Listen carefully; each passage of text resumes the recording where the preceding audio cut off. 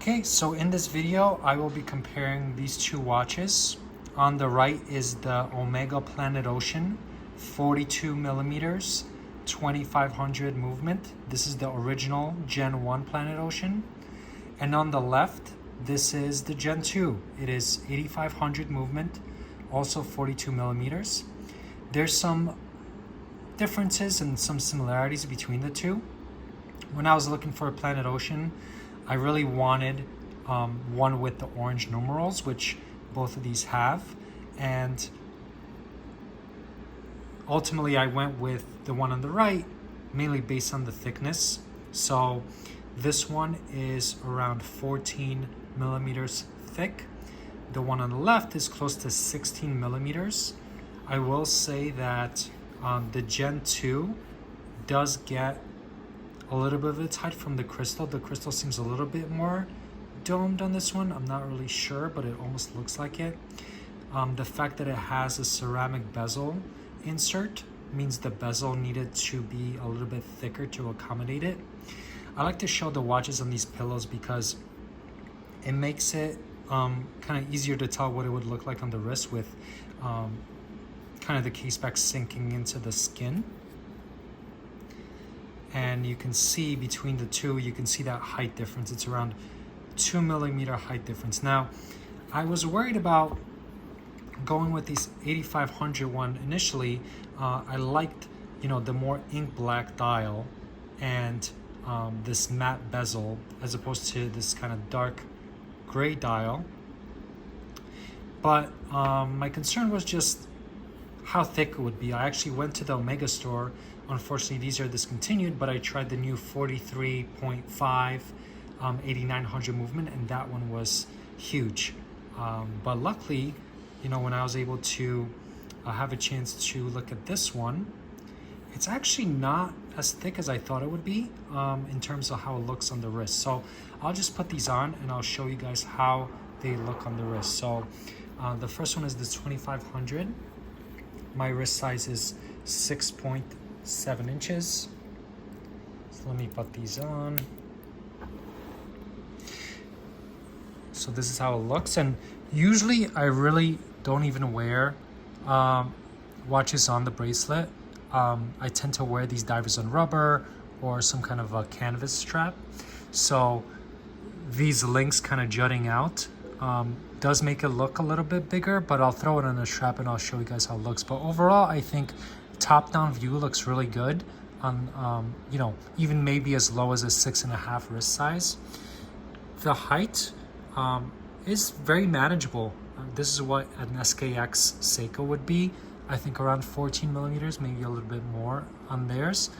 This is how it looks like on the wrist. And because I wear my bracelet, fairly, I wouldn't say tight, but comfortable, but on the tighter side, some of that case back does sink into the skin, so it doesn't seem like it sits off the wrist that much. Now, putting on the Gen 2, and if we take a look at it, the case is definitely, you could see is definitely quite a bit thicker than the other one, mainly because you have Omega's 8500 movement, you have the see-through case back, you have a thicker bezel, and the case is slightly different. I did measure the lug to lug on both, and it's 48, so it sits really well, I think, because of that. One other benefit of this movement is the fact that it has the jumping hour hand. So when you go into the date change position, you can jump the hour while the watch is still ticking. So this is a really great feature. I just get it on the wrist to show you guys how it looks. Now the bracelet is pretty much the same, aside from the fact that this new one uses screws instead of the pins. But you can see once again, 6.7 inch wrist. Top down looks pretty good. You do notice some of that height here, but honestly, it's not that bad. A millimeter or two over the other one. This is the height on the wrist. So that's how it sits. Once again, these are the two watches. You could see the differences in the indices. The indices on the one on the left, a little bit more, they sit a little bit higher, a little bit bigger.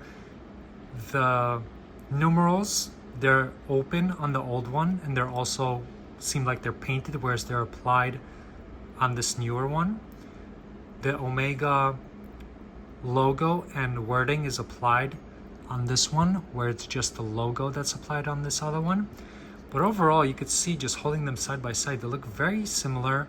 Some more knurling on the bezel here. And overall, I wouldn't be afraid of picking one of these up, because even though their spec sheet says they're fairly thick, they actually wear really well on the wrist, both of them. So I was actually pleasantly surprised with this one.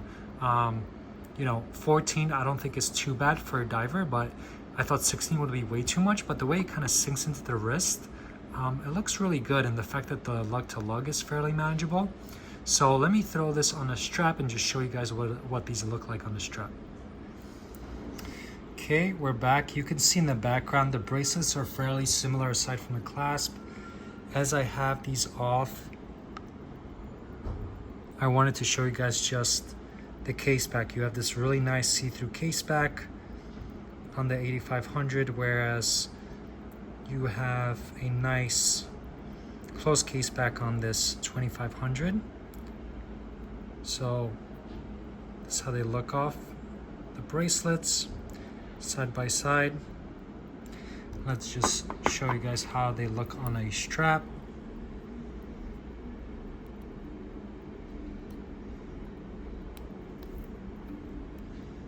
I'll use the same strap for both of them, so it's just like for like.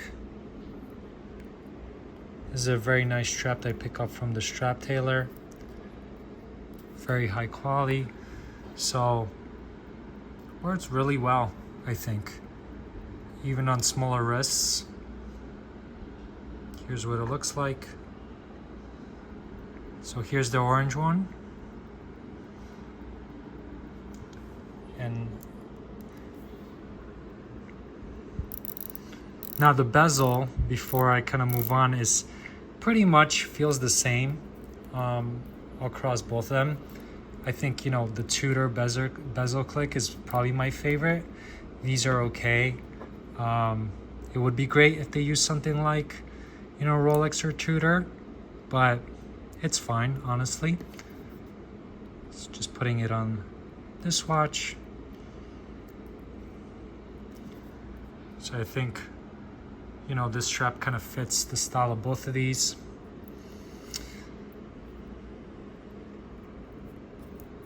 Cinch it down.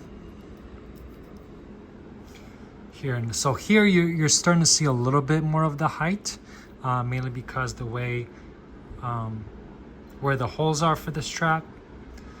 But other than that, top down, which is what you'll mostly see the watch in, looks really good.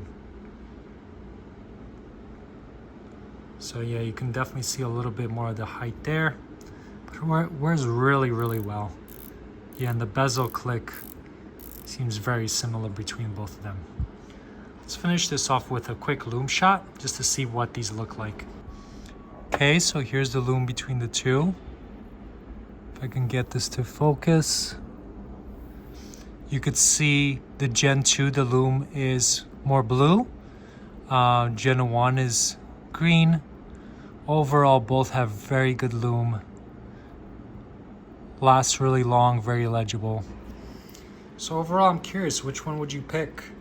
You know, they're fairly similar, have some minor differences. I would say, you know, the benefits of this one, that orange bezel is really, really nice. Wears really well. 14 millimeters, very manageable thickness. Has this nice classic Seamaster look. I really like the hands, the original hands here. Overall, really, really nice watch. Or would you go with the slightly more modern one? Hands are a little bit different. Indices for the numerals actually are applied.